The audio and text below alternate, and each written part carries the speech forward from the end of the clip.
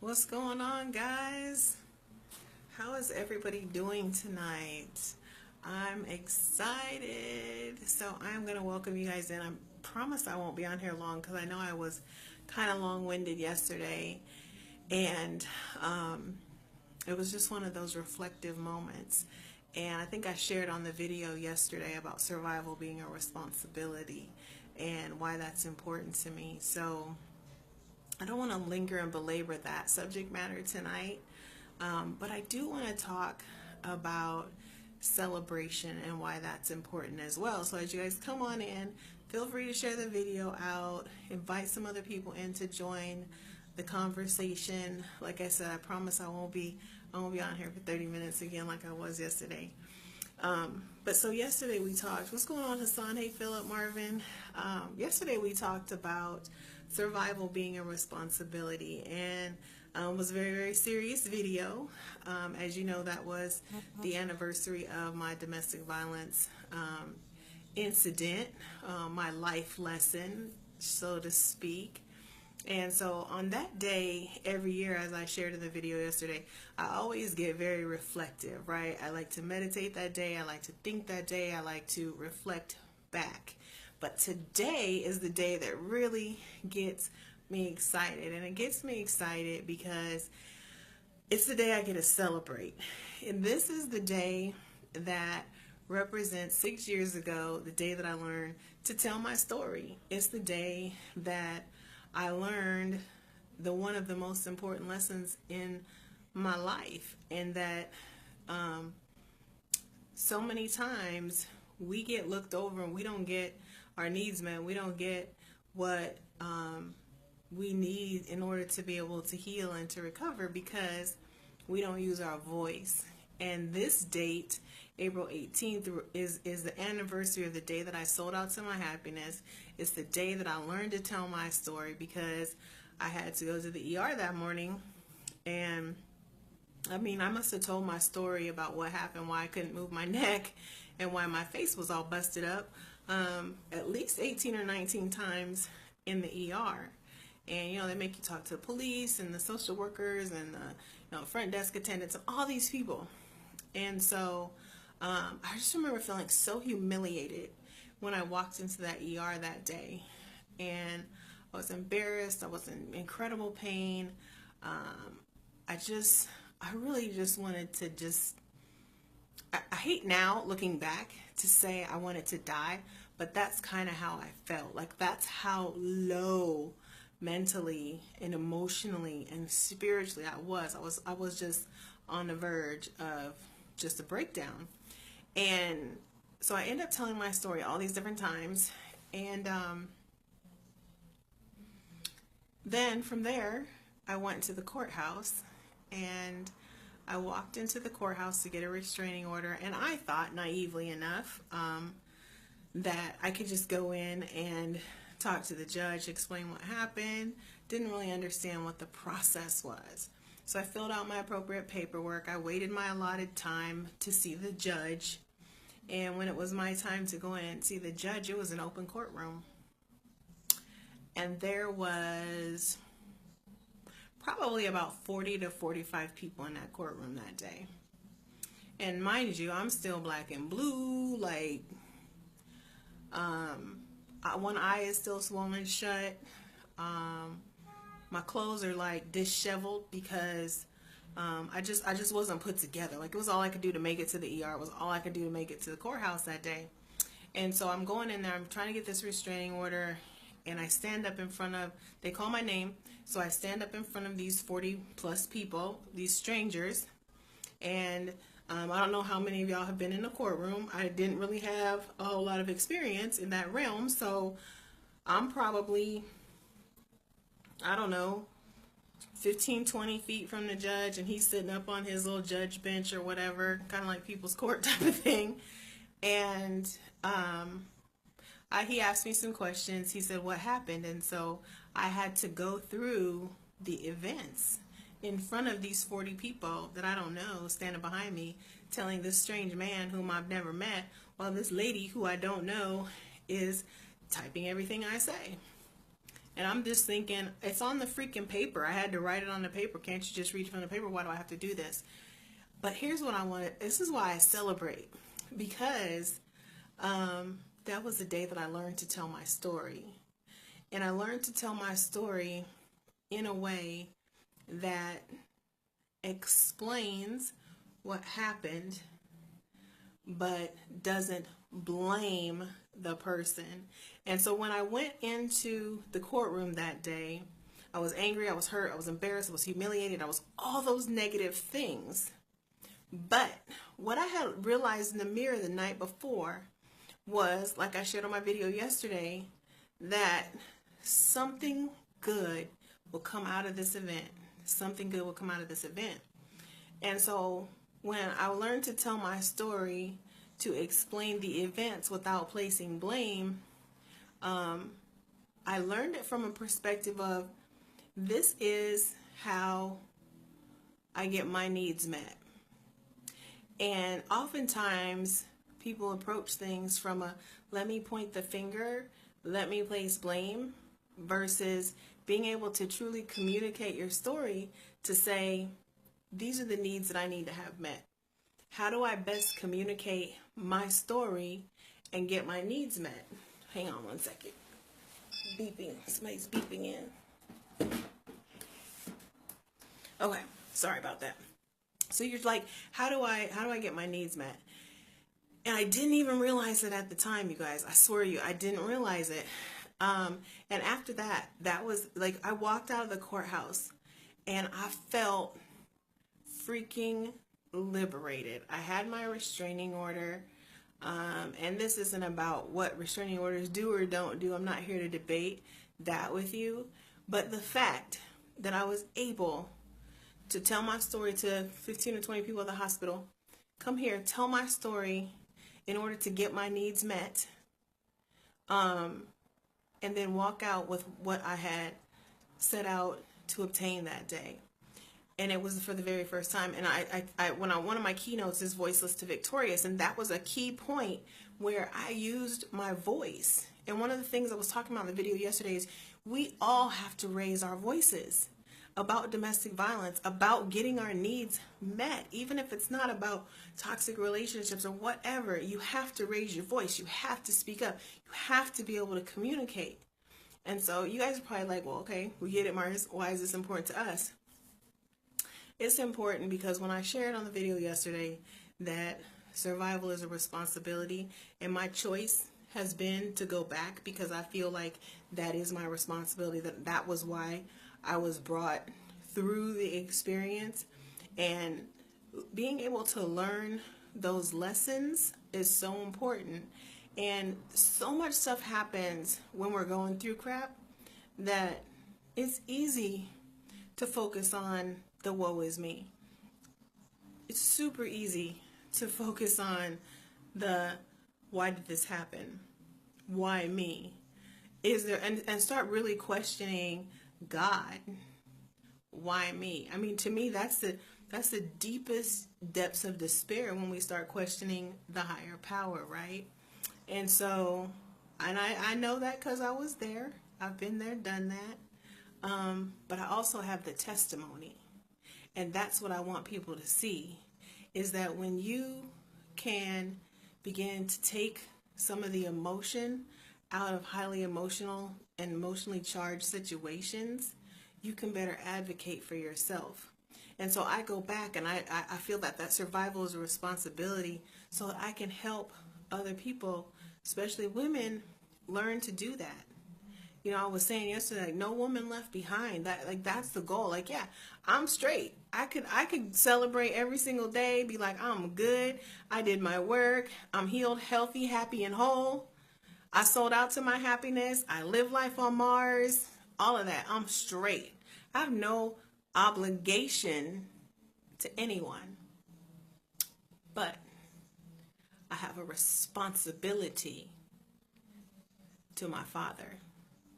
Because I truly believe we're all sent here for a purpose, and it's not necessarily up to us to decide what that purpose is. Our purpose was predestined for us, and sometimes we have to stumble and bumble our way into it.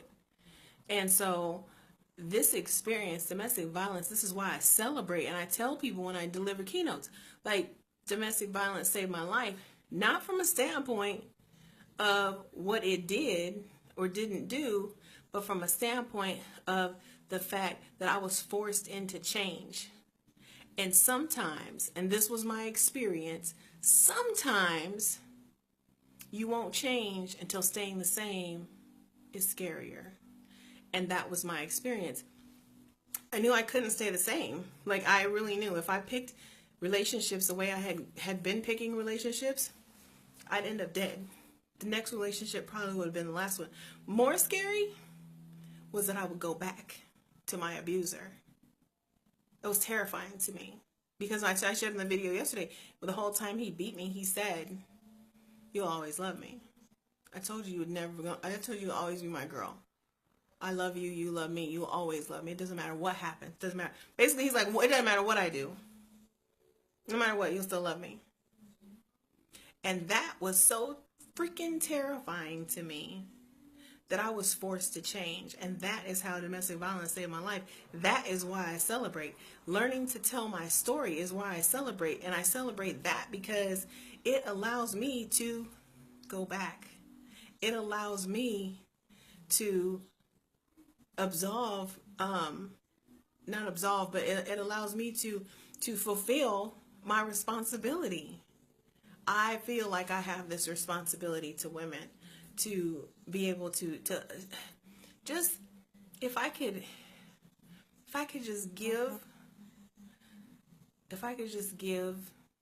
women and get them to understand that everything you ever wanted is within your grasp.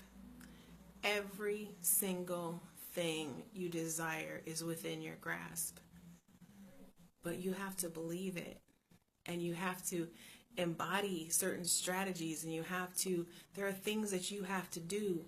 And one of the things you have to do is you have to deal with some of the crap. And that's what this did for me. That's why I celebrate this day, because this day represents the day that I sold out to my happiness. And when I did that, when I said, you know what, never no more, not again, won't be me, it was no longer an affirmation without identification. And you need to see the video from yesterday to understand that. But all my life I had made these affirmations, but I never identified with them. Domestic violence gave me identification. So all the years before, when I had said, that'll never be me, I'll never be a victim of domestic violence, I didn't identify with it. I didn't relate with it. I didn't fully internalize exactly what those words meant. More so, I didn't have the tools to make it be any different because I never dealt with all of my crap from my past. And so sometimes, and that's what I love about like raising the bar and the laser coaching and things like that, is even, especially my one-on-one clients, like I love being able to learn where they've been. Because if I understand where you've been, I can help you get where you're going. And that's why learning the lessons is important. That's why celebrating the lessons, even when something's happened and it sucks major. But if you can learn the lesson from it, and then you take take the lesson with you into the future, but leave the pain in the past. When I talk about power after the pain, that's what it is. There is so much power and so much abundance waiting, but we don't see it because we're stuck in all the crap that we haven't dealt with. And so that feeling that I had that day when I walked into the ER and when I walked into the courtroom of humiliation, feeling degraded, feeling worthless, feeling stupid. 3 out of 4 women feel that every single day. 3 out of 4 women feel that every single day. And I know yesterday I was so emotional. I kept saying 1 out of 4, but 1 out of 4 makes it so that it doesn't affect them. The other 3 out of the 4 are impacted. And so I felt so alone, but I didn't realize, boo-boo, you're not alone at all. Sad but true statement.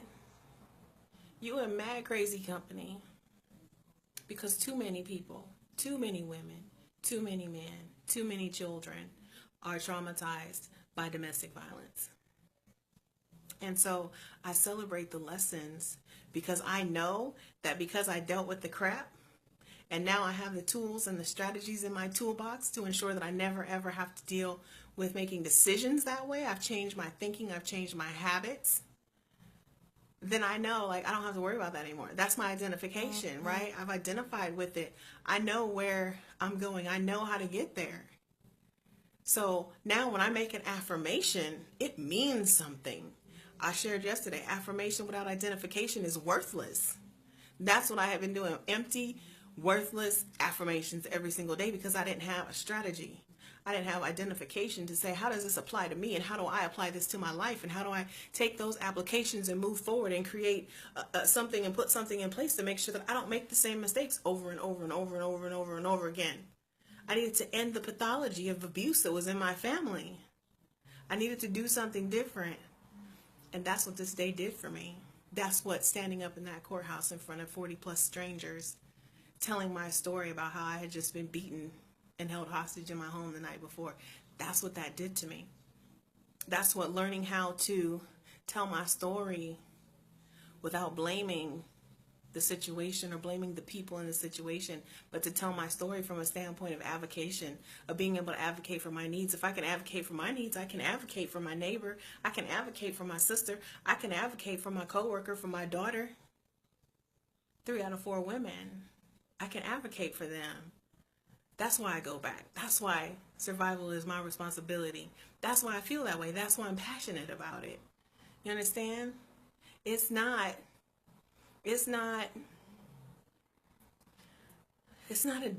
making a mistake. Some of us make our mistakes life sentences, and they don't have to be.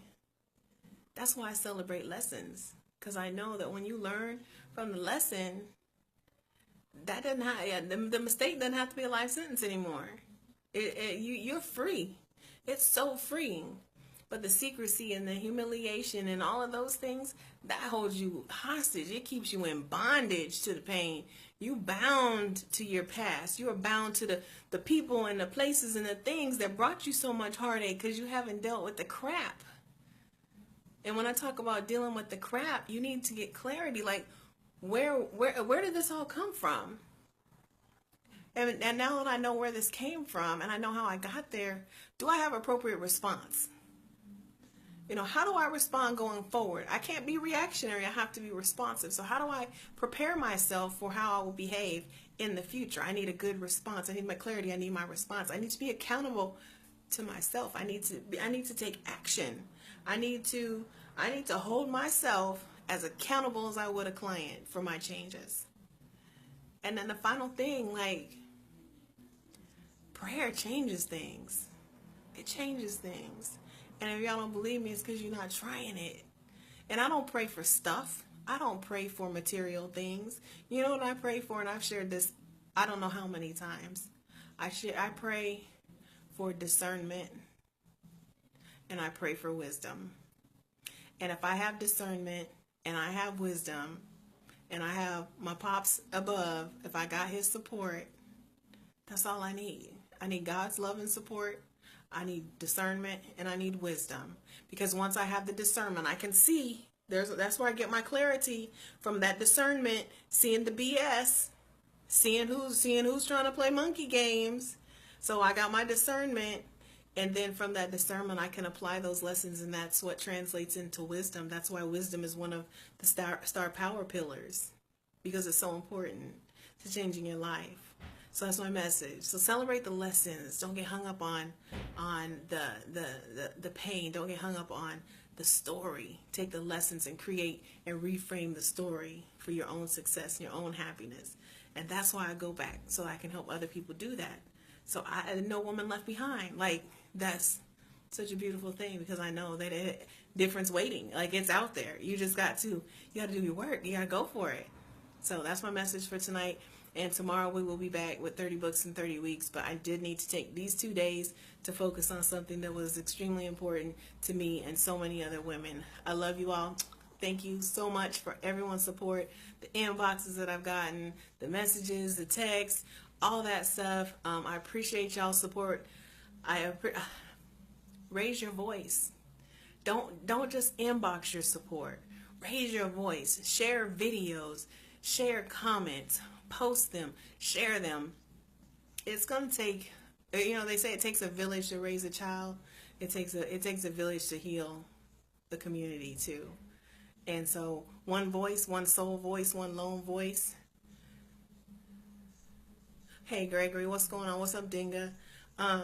Yeah, pride was a thing. It was a real thing for me too. I was it crushed my ego that I have fallen into that. But raise your voice, you guys. At the end of the day, that's the best thing you can do to show me support, is to raise your voice, share videos, share comments, give to causes, support missions, support movements, and look around you.